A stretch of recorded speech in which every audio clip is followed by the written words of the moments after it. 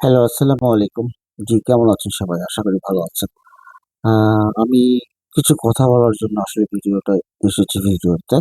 আ কথাগুলো আমার কাছে মনে হচ্ছে বলা উচিত। এজন্য আমি কথাগুলো বলার জন্যই ভিডিওতে এসেছি।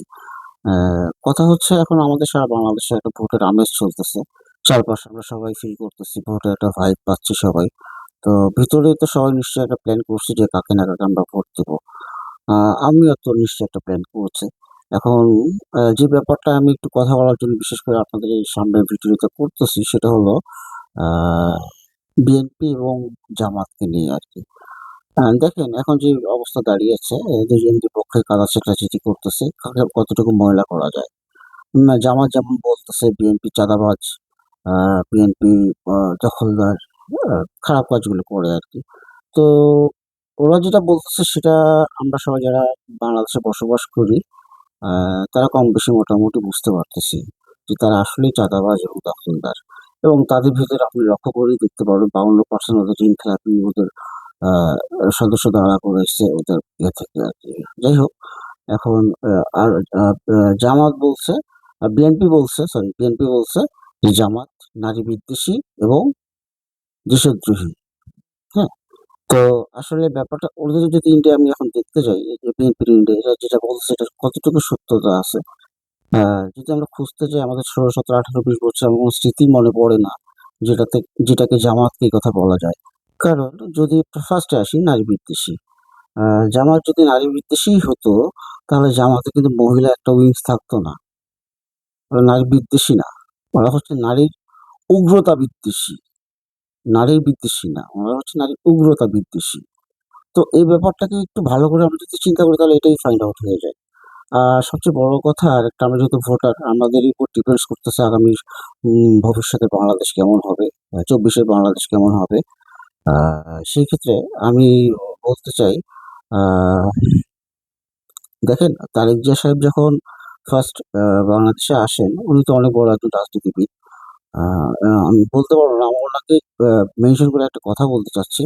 সরি ফর আমি বলতে সরি বলে দিচ্ছি আগে। হয়তোবা নাও হতে পারে ব্যাপারটা আরকি। তো আমি চিন্তা করছি এভাবে আরকি। সেটা হলো উম উনি ফার্স্ট যখন বাংলাদেশে আসে, যেহেতু উনার দলের আ সবচেয়ে খারাপ দিকটা হলো তার কর্মীরা চাঁদাবাজি করে, তার কর্মীরা টেন্ডারবাজি করে, দখলদারি করে, আ সাময়িক কিছু করে আরকি। তো এই ক্ষেত্রে তার উদ্দেশ্য থাকতো যে আমার যারা কর্মীরা এই কাজগুলো করতেছে, কেন করতেছে? রিজন হচ্ছে একটাই তারা তো আর আ ওই রাজনীতির বাইরে যেয়ে অন্য কোনো আ আর্নিং সোর্স তৈরি করেনি এই পর্যন্ত। তাহলে তার কি করা উচিত ছিল? তাকে ১ম এ বাংলাদেশে এসেই তাদের উদ্দেশ্যে বলা উচিত ছিল যে আমার একটা আ কর্মীর লিস্ট হবে ফার্স্ট এ বাংলাদেশে। আ আর যখন আমি ক্ষমতায় যাব এই লিস্ট ধরে প্রত্যেকজনকে আমি চাকরির সুবিধা দেব এবং চাকরির নিশ্চয়তা দিব এবং চাকরির ব্যাপারটা আমি নিজের হাতেই দেখব। তাদের কর্মসংস্থান করে দিব। নির্দিষ্টভাবে একটা মাসে একটা আয়ের ব্যবস্থা করে দিব।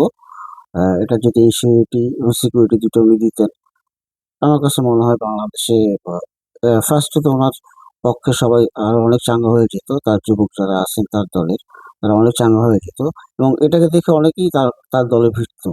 যেহেতু এবার একটা ১৬ বছর পরে একটা অনেক বড় একটা গ্যাপের পরে একটা নির্বাচন হচ্ছে সেখানে তরুণ নির্বাচন যে তরুণ সমর্থন বা ভোটাররাই এখানে কিন্তু খুব ইম্পোর্টেন্সি যাদের দিকে এটা চলে যাবে তারাই ভোটে চলে আসবে আরকি।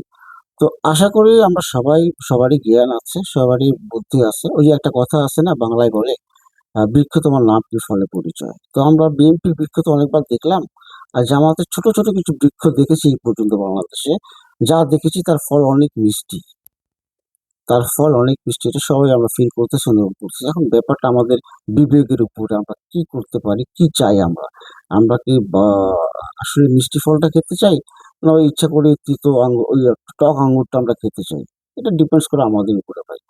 আ জি ভালো থাকবেন। আর আমি যা বললাম তা সত্য কিনা যদি মনে হয় তাহলে আমার কমেন্টে একটু জানাবেন প্লিজ। Thank you. আসসালামু আলাইকুম। ভালো থাকবেন সবাই।